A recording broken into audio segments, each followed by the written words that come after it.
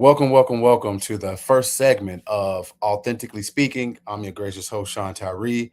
So I know that you've seen my other videos, if you haven't, on this channel, Vest Life. So please take time to look at those other videos, maybe get an idea of who I am, what I break down, and the purpose of my videos, and how they not only help people in law enforcement understand the job, but those that are currently in the job, and they may have questions on how they deal with certain situations. And that's normally what I do when I break them down. But for this segment of Authentically Speaking, it's a little bit different. All right. We're not normally analyzing, but this is more of the ethic portion of the job. And to get people to understand that this career in law enforcement, it can be truly honorable. And you just have to get around the right agencies, the right departments, and the right people. And a lot of things where people have the issue for this type of job is they think, yes, it's a culture, but like any culture, if you see in my description, we're not a monolith. And this career has lasted for myself for roughly about 20 years. And over this 20 years, I've gained so much experience, a lot of different relationships from different states, different countries. I've competed in for this field. And this thing is it's really where you take it and what you do with it. And this video that we're going to review is going to highlight a situation that troopers in Tennessee were dealing with, where they find themselves in a situation ethically or morally, and we'll see how they handle it. This is corruption. We're ruining people's lives. We're being forced to ruin people's lives. Former state troopers are coming forward tonight, blowing the whistle, they say, on a quota system that's leaving innocent people charged with crimes they did not commit. Good evening. I'm Lauren Lowry. And I'm Marius Payton. I'm Tracy Cornett. The next time you're out driving on the interstate, especially late, you're going to be thinking about what WSMV4 Investigates has now uncovered. Chief investigative reporter Jeremy Finley is here with the latest on his sobering problem investigation. Well, guys, what we've uncovered is more than just two former troopers coming forward about what they say is a system designed to pressure troopers into making as many DUI arrests as possible. We've also obtained a secretly recorded meeting and internal maps that troopers say explains why so many innocent people are being charged with DUI. We told you about Thomas Manis's arrest, and Stephanie Fair's, and Candace Slade's, and all the other people arrested for DUI by state troopers when they were completely sober.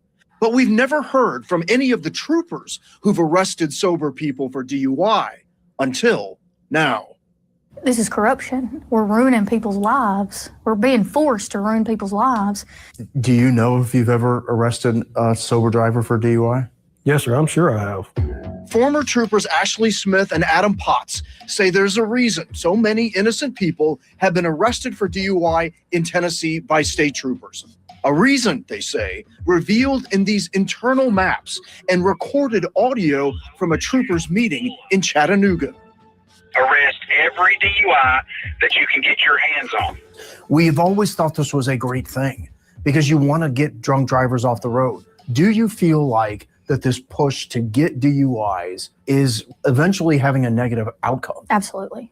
There's pressure to arrest DUIs. Potts says it's not just pressure. It's a quota.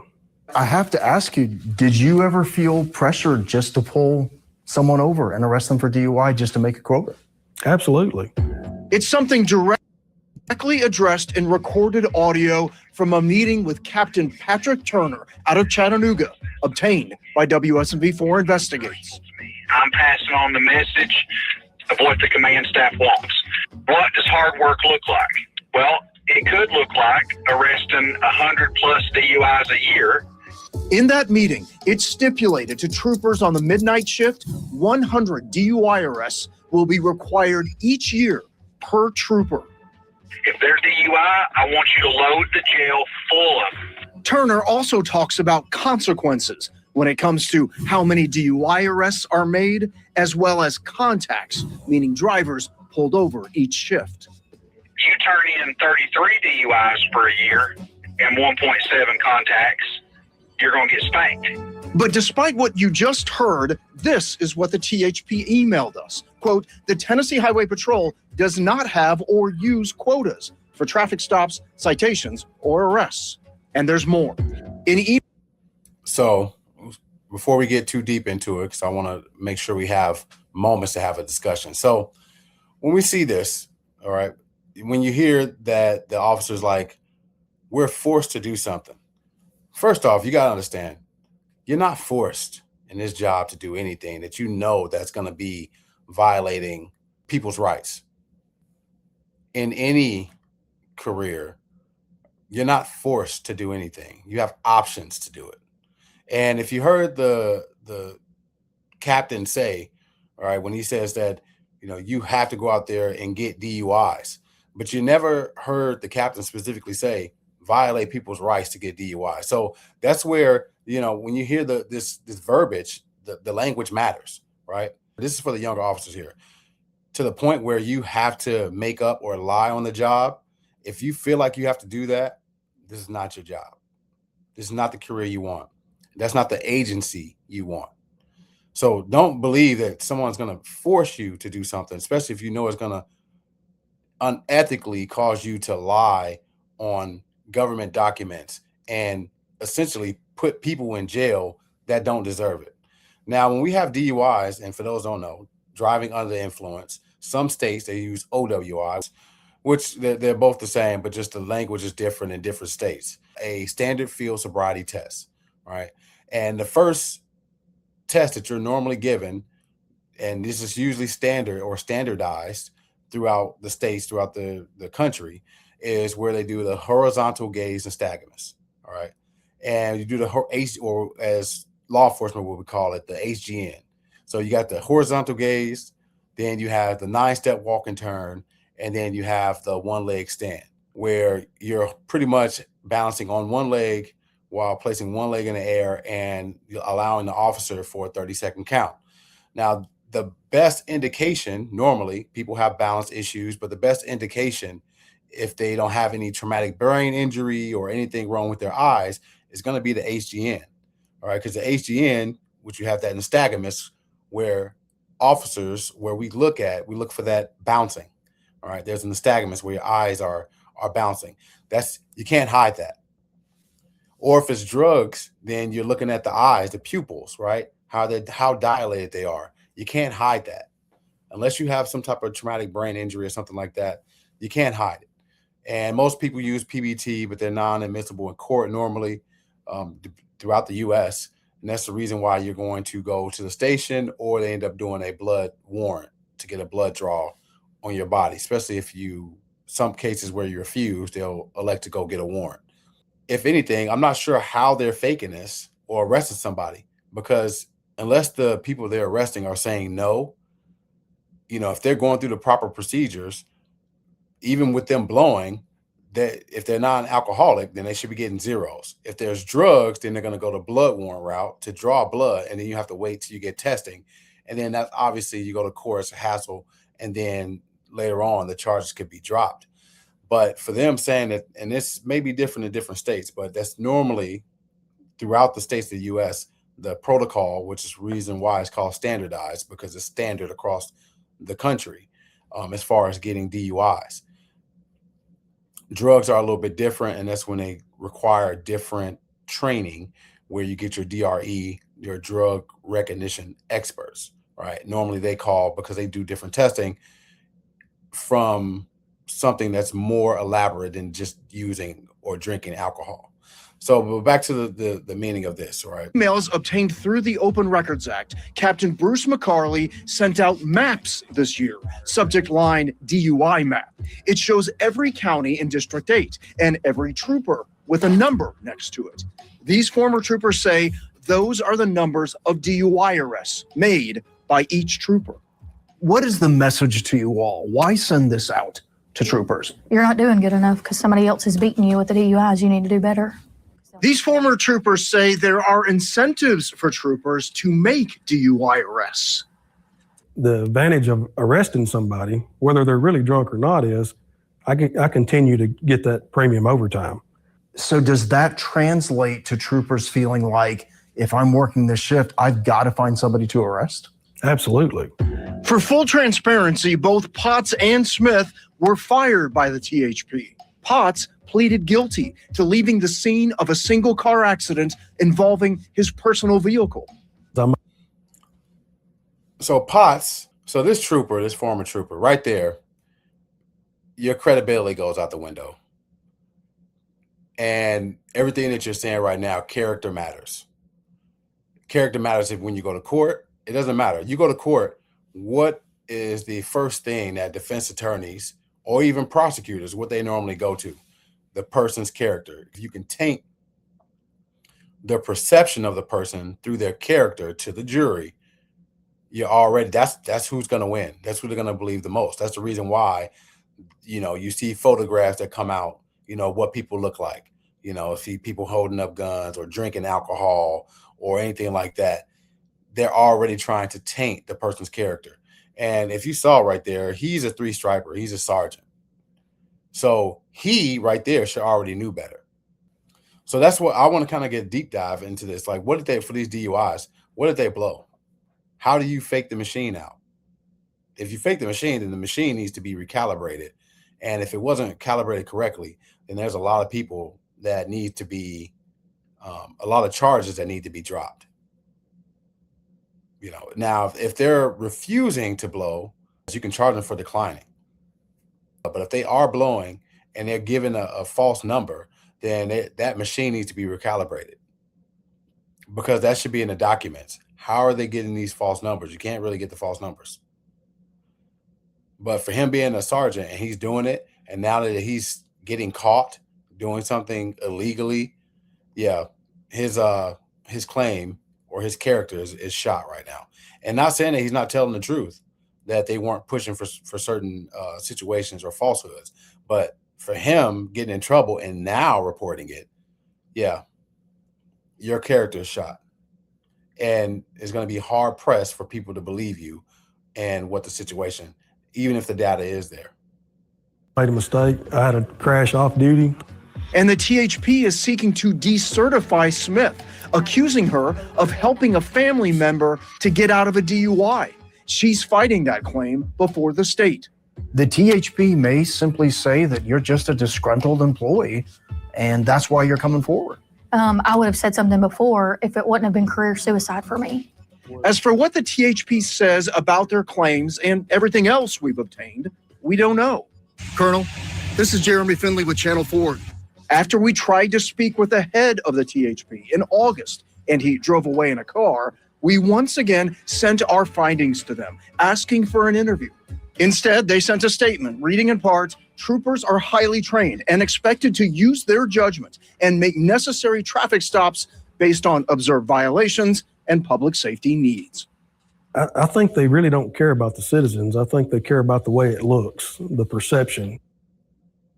So these troopers that you saw there, they were claiming they were mandated to get at least 100 arrests a year of DUIs.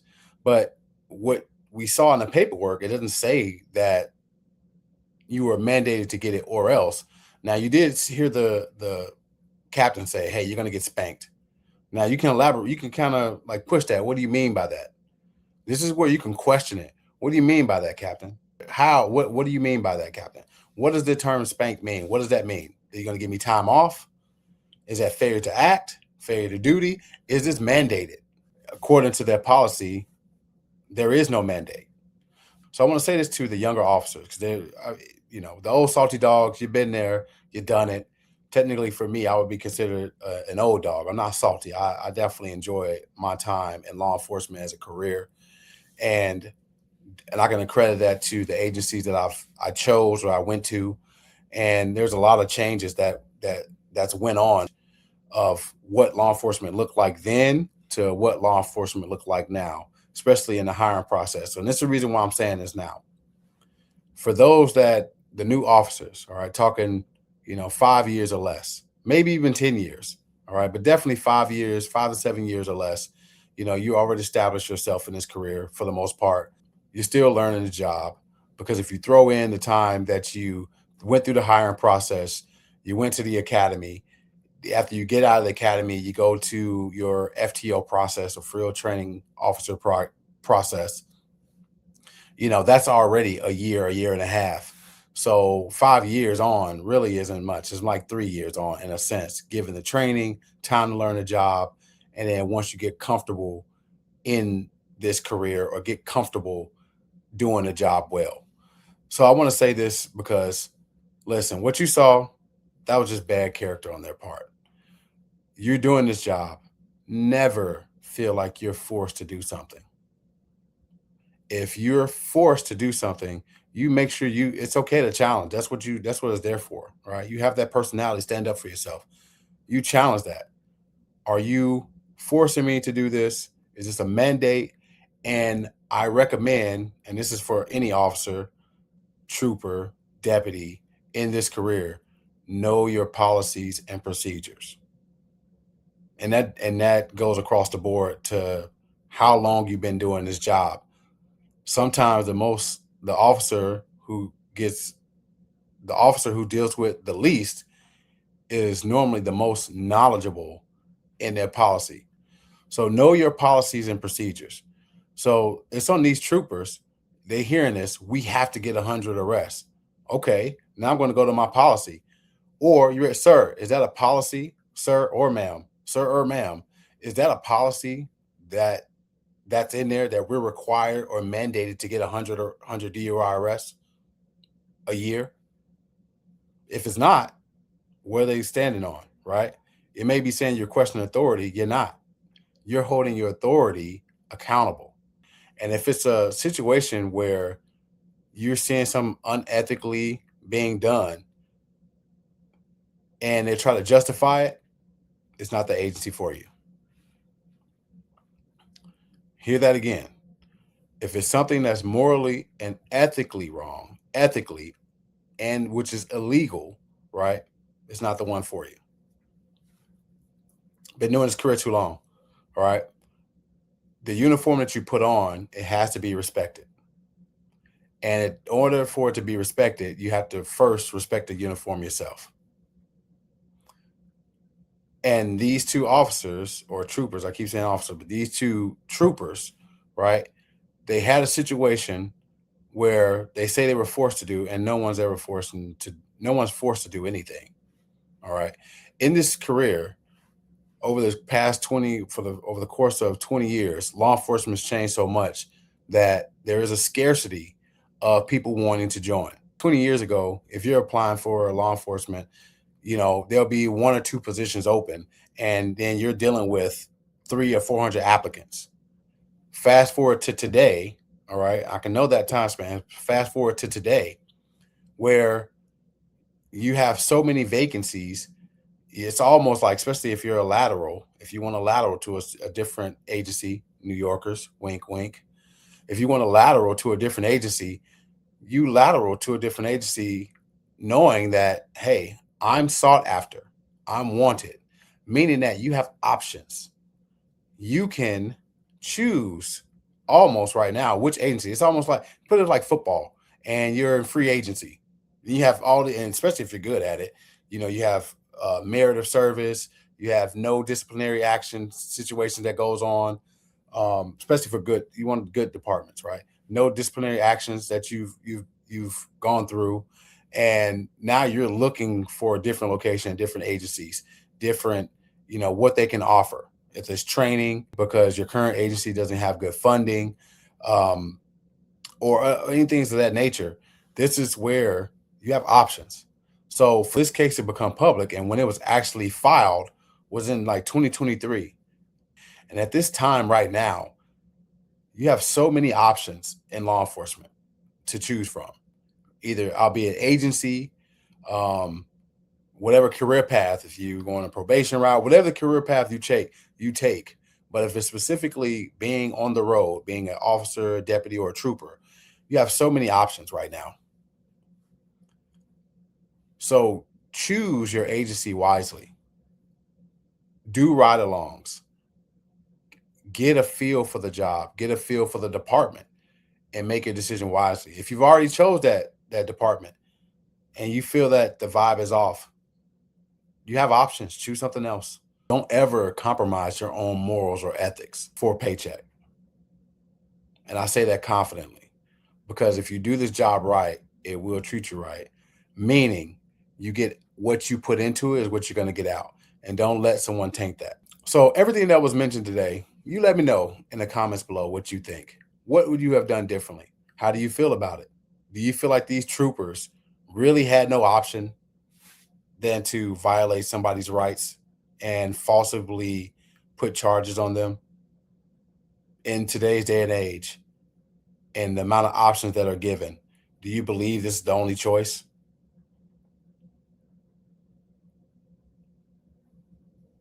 I'm curious your thoughts. Let me know below. I'll be watching.